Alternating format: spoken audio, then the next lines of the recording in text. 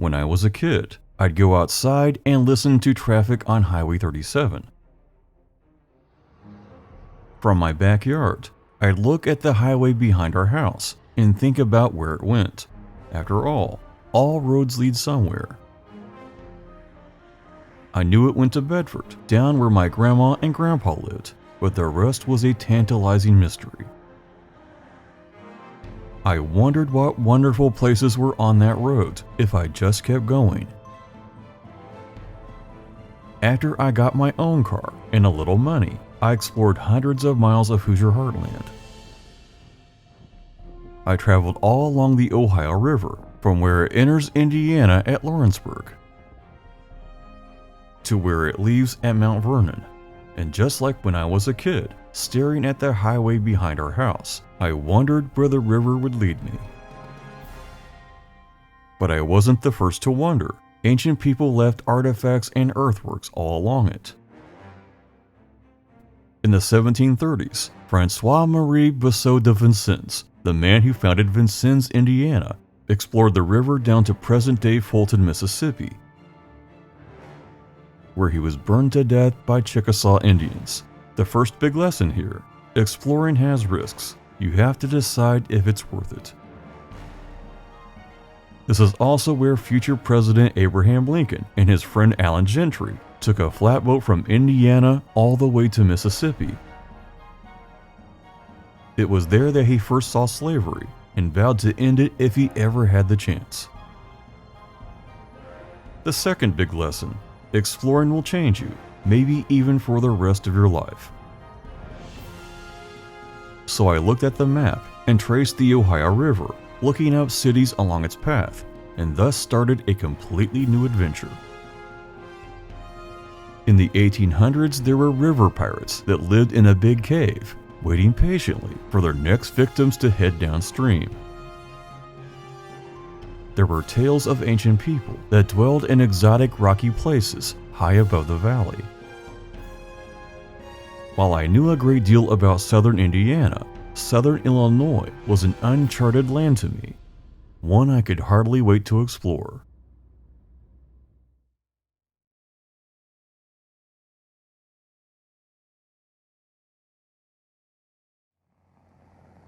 Cave-in Rock has a bunch of stairs. Know that going in, not handicap accessible.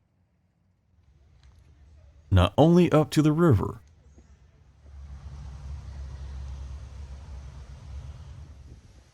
but down to the cave. Lots of tourists, unlike many of the places in southern Indiana.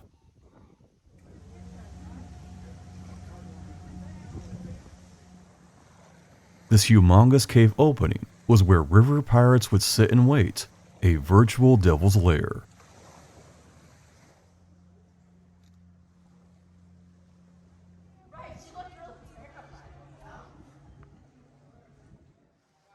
There is graffiti that goes way back in time.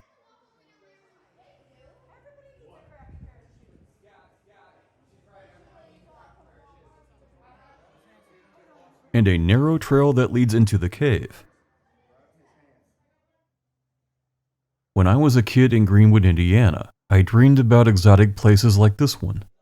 Places with a deep history, maybe even a sinister past, a little mystery, with things yet to be discovered. Who knew I'd find it at the end of a very long driveway?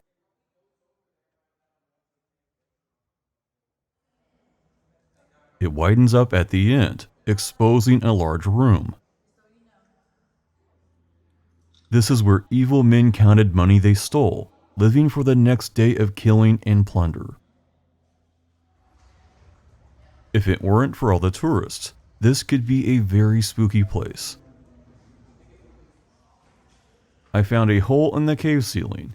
This would make a great vent for a campfire. There's more cave to the right, leading into darkness. It's hard to know what all went on here, and just maybe, I don't want to know, but I do. And yet, there are no stories of pirate treasure found anywhere in the cave. But the 10-year-old inside me can't help but think, Maybe they just haven't found it yet. There is no bridge to Kentucky here. You have to instead drive your car onto a ferry to go back and forth. I'm sure it's perfectly safe, but absolutely looks very sketchy, the boat drifting south as it crosses.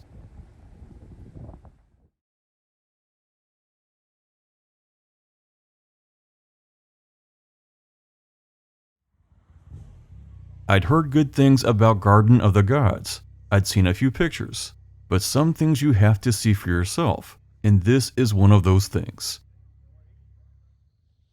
Surprise! More stairs. While it is mostly flat, it's not handicap accessible.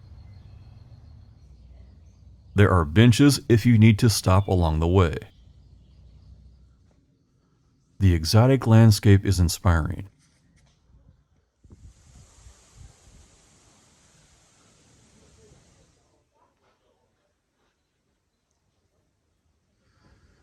All kinds of unusual formations, no matter where I looked.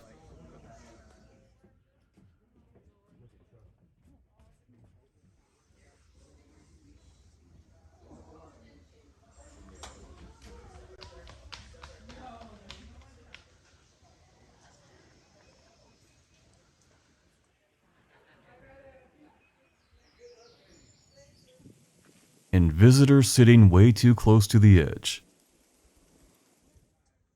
People can and do fall to their death here. Someone died there not long after I visited. Be careful. Parents were letting their kids jump from rock to rock, with drops over 100 feet straight down. Simply crazy. I would say that becoming a parent changes how you look at danger, but that doesn't apply to everyone. A little touristy, but still beautiful and exotic. Definitely worth a stop.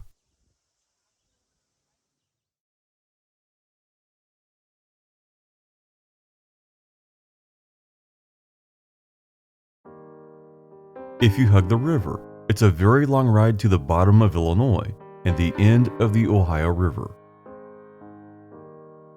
Main stops are Metropolis, Illinois, famous for a large Superman statue, allegedly the biggest in the world. They also have a Superman museum. I was excited about Mound City,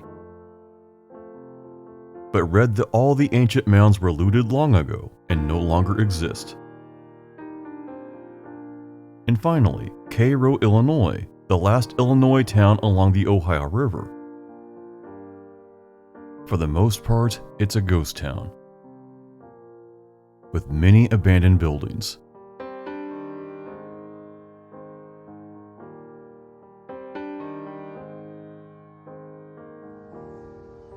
At Cairo, the Ohio River becomes the Mississippi for the rest of its journey to the Gulf. But the adventure isn't over, because just across the river is a very interesting destination.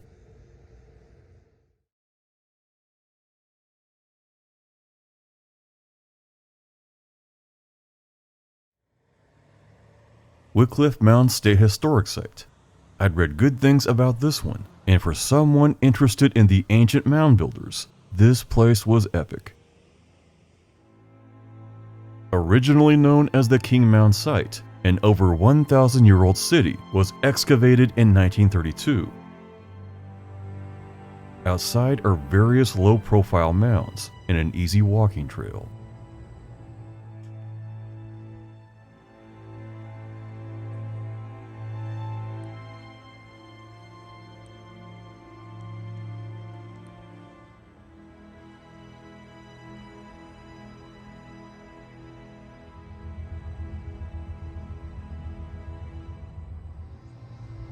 But inside this building is something pretty amazing.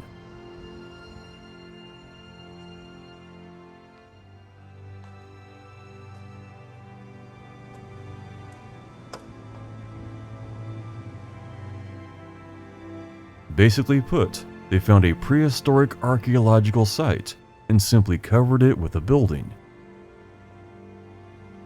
Here you'll find an amazing assortment of artifacts, the best I've seen in the Midwest.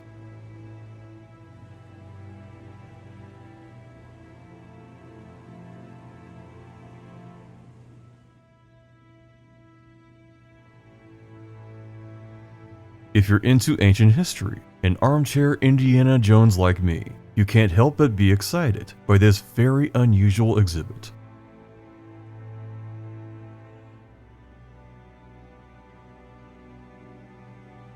Well-preserved pottery,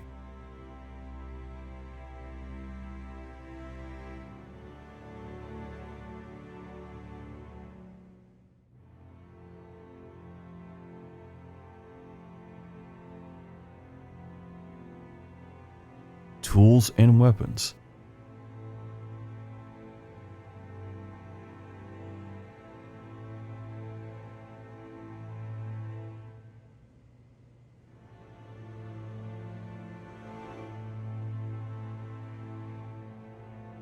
even games.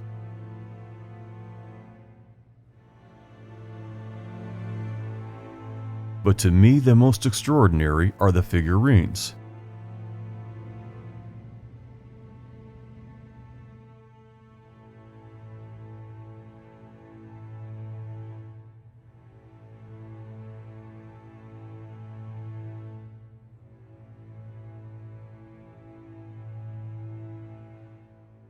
In the 1800s, Indiana researchers thought the mound builders were Aztecs.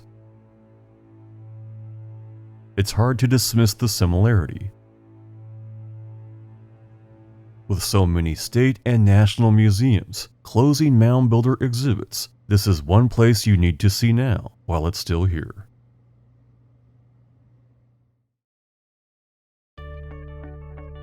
I was several hours from home and a very long way from that little house along Highway 37. All these years later, I'm still curious about what's just down the road.